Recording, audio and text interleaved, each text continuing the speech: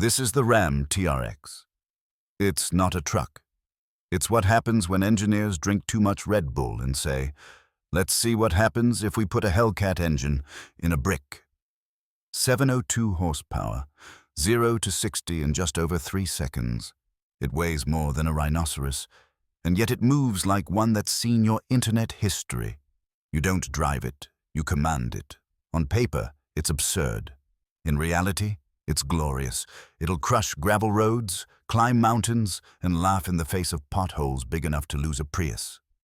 Inside, it's a leather-wrapped, touchscreen-covered fortress that lets you enjoy your podcast while destroying the countryside. It is, without a doubt, the most ridiculously over-equipped way to cross a continent. But then, there's this bit. Fuel economy? If you have to ask, you can't afford it. You'll spend more time at gas stations than on the road. Parking? Good luck. It's wider than your average panic attack, and driving it through cities, like playing Tetris with a bulldozer. Also, it growls so loudly it once scared a bald eagle into early retirement. So, is it the one? Is this 6,400 pounds of angry horsepower actually the best choice? To drive from the Keys to the edge of the earth?